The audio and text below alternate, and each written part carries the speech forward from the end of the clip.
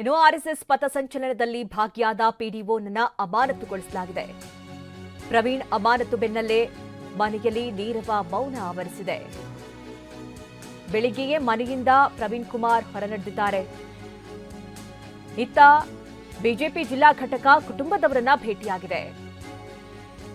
ಪ್ರವೀಣ್ ಕುಟುಂಬದವರಿಗೆ ಧೈರ್ಯ ಹೇಳುವಂತಹ ಕೆಲಸಗಳು ನಾಯಕರಿಂದ ಆಗ್ತಾ ಇದೆ. ಟಿವಿ9 ಬಳಿ ಪಿಡಿಒ ಪ್ರವೀಣ್ ತಾಯಿ ಕಣ್ಣೀರಿಟ್ಟಿದ್ದಾರೆ. ತಮ್ಮ ಮಗನಿಗೆ ಆಗದಂತಹ ಅನ್ಯಾಯದ ಕುರಿತಂತೆ ಮಾತನಾಡಿದ್ದಾರೆ. ಅವರು ಆರ್ಎಸ್ಎಸ್ ಪಥಸಂಚಲನದಲ್ಲಿ ಭಾಗಿಯಾದ್ರು ಅನ್ನುವಂತಹ ಕಾರಣಕ್ಕಾಗಿ ಪ್ರವೀಣ್ ಅವರನ್ನ ಅಮಾನತುಗೊಳಿಸಲಾಗಿತ್ತು. ಈ ಬಗ್ಗೆ ಬಿಜೆಪಿ ನಾಯಕರು ಕೂಡ ಭಾರೀ ಆಕ್ರೋಶವನ್ನ ವ್ಯಕ್ತಪಡಿಸಿದ್ರು. ಪ್ರವೀಣ್ ಅಮಾನತು ಬೆನ್ನಲ್ಲೇ ಅವರು ಕೂಡ ಮನೆಯಿಂದ ಹೊರನಡೆದಿದ್ದಾರೆ. ಅವರ ತಾಯಿ ಬಗ್ಗೆ ಮಾತನಾಡಿದ್ದಾರೆ.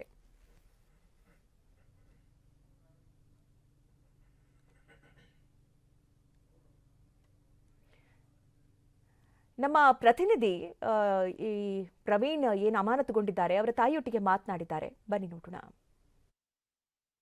ರಾಜ್ಯ ಸರ್ಕಾರ ಆರ್ಎಸ್ಎಸ್ ಕಾರ್ಯಕ್ರಮದಲ್ಲಿ ಭಾಗಿಯಾಗಿದ್ದಂತಹ ಪಿಡಿಒ ಪ್ರವೀಣ್ ಕುಮಾರ್ ಅವರನ್ನ ಅಮಾನತುಗೊಳಿಸಿ ಏನೋ ಆದೇಶ ಮಾಡಿದ್ದಕ್ಕೆ ಸಂಬಂಧಪಟ್ಟಂತೆ ಎಲ್ಲೊಂದು ಕಡೆ ಪ್ರವೀಣ್ ಕುಮಾರ್ ಅವರ ಕುಟುಂಬಸ್ಥರು ಬೇಸರದಲ್ಲಿದ್ದಾರೆ. ಸಂಬಂಧಪಟ್ಟಂತೆ ರಾಯಚೂರು ಬಿಜೆಪಿ ಜಿಲ್ಲಾಧ್ಯಕ್ಷರಾಗಿರುವಂತಹ ವೀರನಗೌಡ ಲೆಕ್ಯಾಳ್ ಅವರು ಕೂಡ ಲಿಂಗಸೂರಿನಲ್ಲಿರ್ತಕ್ಕಂಥ ಪ್ರವೀಣ್ ಕುಮಾರ್ ಅವರ ಮನೆಗೆ ಭೇಟಿ ನೀಡಿ ಪ್ರವೀಣ್ ಕುಮಾರ್ ಅವರ ಧರ್ಮಪತ್ನಿ ಜೊತೆಗೆ ಅವರ ತಾಯಿಯವರನ್ನ ಭೇಟಿಯಾಗಿ ಎಲ್ಲೊಂದು ಕಡೆ ಸಾಂತ್ವನ ಹೇಳುವಂತ ಕೆಲಸ ಮಾಡಿದ್ರು. ನಮ್ಮ ಜೊತೆ ಮಾತನಾಡಲಿಕ್ಕೆ ಬಿಜೆಪಿ ಜಿಲ್ಲಾಧ್ಯಕ್ಷರಿದ್ದವರು ಮಾತಾಡ್ತೀನಿ. ಸರ್ ಹೇಳಿ, ಈ ಒಂದು ಘಟನೆಯನ್ನು ಯಾವ ರೀತಿ ಹೇಳ್ತೀರಿ? ಮೊದಲ ಪ್ರತಿಕ್ರಿಯೆ ಏನು ಸರ್ ತಮ್ಮದು ಅಂತ?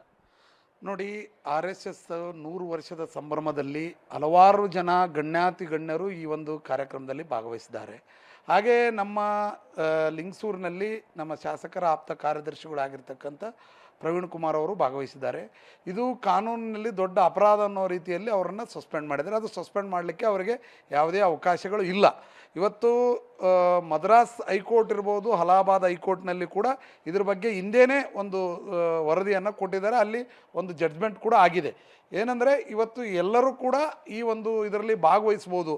ಇಡೀ ರಾಜ್ಯಾದ್ಯಂತ ಅತ್ಯಂತ ದೊಡ್ಡ ಪ್ರಮಾಣದಲ್ಲಿ ಇವತ್ತು ಪಥಸಂಚಲನಗಳು ನಡೀತಾ ಇದ್ದಾವೆ. ಇದನ್ನು ಹತ್ತಿಕ್ಕೋದನ್ನು ಮಾಡಬೇಕು ಅನ್ನೋ ಉದ್ದೇಶದಿಂದ ಇವತ್ತು ರಾಜ್ಯ ಸರ್ಕಾರ ಇವತ್ತು ಈ ರೀತಿ ನೌಕರರನ್ನು ಎದುರಿಸುವಂಥದ್ದು, ಇದರ ಮೇಲೆ ಪರಿಣಾಮ ಬೀರಲಿ ಅಂತಕ್ಕಂಥದ್ದು ರೀತಿಯಲ್ಲಿ ಇವತ್ತು ಅವ್ರನ್ನ ಅಮಾನತು ಮಾಡಲಾಗಿದೆ. ಇದನ್ನು ಪ್ರಶ್ನಿಸಿ ನಾವು ಈಗ ಗುಲ್ಬರ್ಗಾ ಹೈಕೋರ್ಟ್ನಲ್ಲಿ ಇದಕ್ಕಾಗಿ ಒಂದು ಕಾನೂನು ಹೋರಾಟವನ್ನು ಮಾಡ್ತೀವಿ. ನಮ್ಮ ಜೊತೆಗೆ ಏನು ಪಿಡಿಒ ಪ್ರವೀಣ್ ಕುಮಾರ್ ಇದ್ದಾರೆ, ಅಮಾನತುಗೊಂಡಿದ್ದಾರೆ. ಅವರ ಧರ್ಮಪತ್ನಿ ಮತ್ತು ಅವ್ರ ತಾಯಿ ಕೂಡ ಇದ್ದಾರೆ. ಅವ್ರು ಮಾತಾಡ್ಸುವಂಥ ಪ್ರಯತ್ನ ಕೂಡ ಮಾಡ್ತೀನಿ. ಅಮ್ಮ ಹೇಳ್ರಿ, ಈ ಒಂದು ಏನು ಅಮಾನತು ಆದೇಶ ಬಂತು, ಏನು ಹೇಳ್ತೀರಿ ಈ ಒಂದು ಘಟನೆ ಸಂಬಂಧ?